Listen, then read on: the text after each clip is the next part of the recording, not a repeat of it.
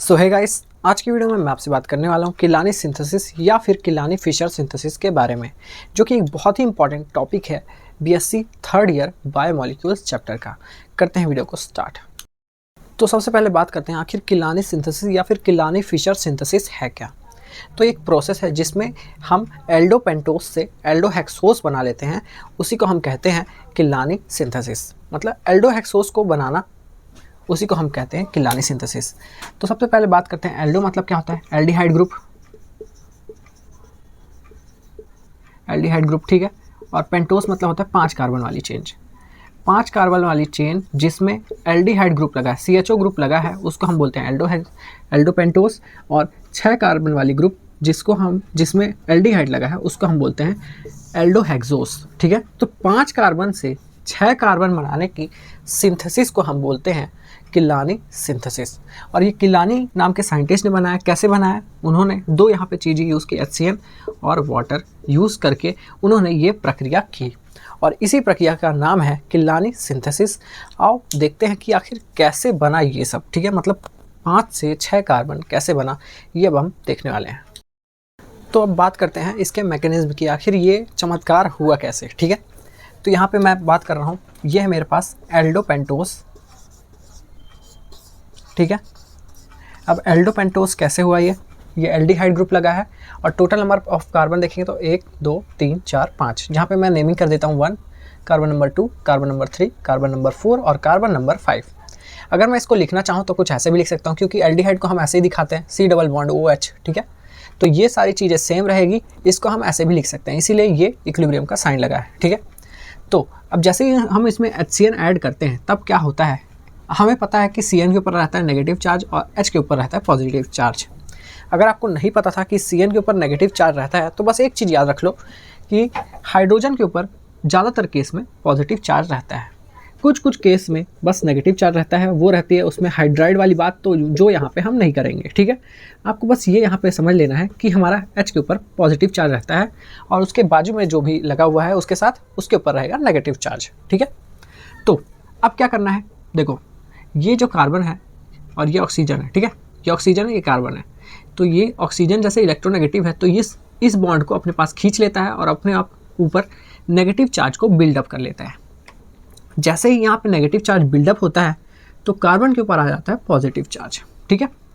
तो जैसे ही यहाँ पे पॉजिटिव चार्ज आता है, तो ये नेगेटिव चार्ज यहाँ पे अटैक करता है और CN जुड़ जाता है, और सिमिलरली ये पॉजिटिव चार्ज यहाँ चले जाता है और O माइनस के साथ OH बना लेता है। तो यहाँ पे वही हुआ है, देखो C के साथ CN जुड़ गया है और O के साथ O माइनस के साथ H प्लस जुड़ चुका है, ठीक है। अगर मैं इसको लिखना चाहूँ तो मैं इसको ऐसे भी लिख सकता हूँ। अब देखो carbon number 1, carbon number 2, carbon number 3, carbon number 4, carbon number 5, carbon number 6। तो यहाँ में मेरे पास चेन थी 1 2 3 4 5 कार्बन थे। जैसे ही मैंने उसमें हाइड्रोजन साइनाइड डाला, तो ये हो गया 6 कार्बन की चेन, जिसको मैं ऐसे भी लिख सकता हूँ। देखो OH यहाँ है, H यहाँ है और CN यहाँ है। तो मैंने क्या किया, CN को ऊपर लिख दिया और OH को राइट साइड लिख दिया, ताकि अच्छा दिख सके, ठीक है। तो यहाँ तक अगर समझ में आ गया हो तो बढ़ते हैं नेक्स्ट स्लाइड की तरफ। अब आगे बढ़ते हैं। तो हम यहाँ तक ला चुके थे अपने रिएक्शन को। उसके बाद किलानी भाई साहब ने 2 मॉलिक्यूल ऑफ वाटर ऐड कर दिए।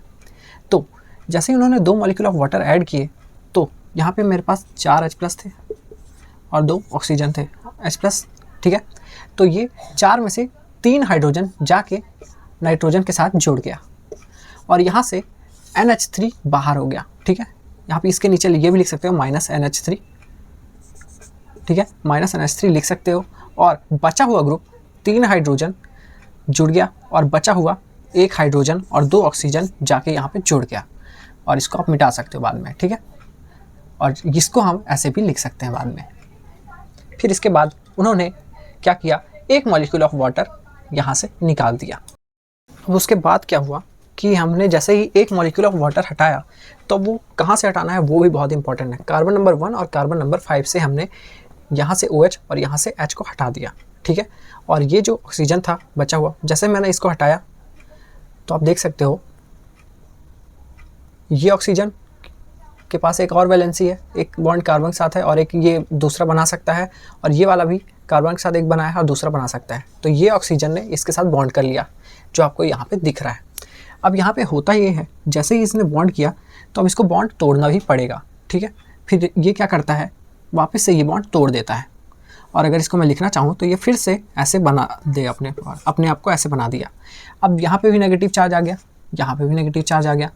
तो अब 2 H+ के आयन थे, तो एक H+ आयन यहाँ पे आ गया और एक H+ आयन यहाँ पे आ गया। तो ये COH को हम ऐसे लिख सकते हैं CHO, और ये O के साथ H+ को हम ऐसे लिखते हैं OH, ठीक है। तो ये हो गया 6 कार्बन वाला एल्डिहाइड ग्रुप वाला चेन, जिसको हम बोलते हैं एल्डो पेंटोस, ठीक है। सो गाइस, ये था एक छोटा सा वीडियो किलानी सिंथेसिस के ऊपर। अगर आपको ये वीडियो अच्छा लगा इसको लाइक कर दो, पर वीडियो ख़त्म करने से पहले मैं आपको ये बताना चाहूँगा कि आपको समझ में तो आ ही गया होगा। नोट्स आप कहीं से भी बना सकते हो, अगर आपको चाहिए तो मैं ही दे दूँगा आपको नोट्स इसके। पर आपके लिए यहाँ पे ज़रूरी ये था कि आप इसका मैकेनिज्म सीखो, क्या चीज़ कैसे जुड़ी है, क्या चीज़ कैसे निकली है, वो आपको आना चाहिए, ठीक है। सो गाइस, ये वीडियो का एम यही था कि आपको पता रहना चाहिए कि मैकेनिज्म आखिर कैसे हुआ, और मेन आपको डिफाइन पता चले कि एल्डोपेंटोस से एल्डोहेक्सोस ही बनाना है, एक कार्बन बनाना है, बस यही है हमारा किलानी फिशर सिंथेसिस। वीडियो अच्छा लगा तो इसको लाइक कर दो, चैनल को सब्सक्राइब कर दो इसी तरह के यूजफुल वीडियोस के लिए। करते हैं वीडियो को एंड, मिलते हैं नेक्स्ट किसी वीडियो में, तब तक के लिए बाय बाय।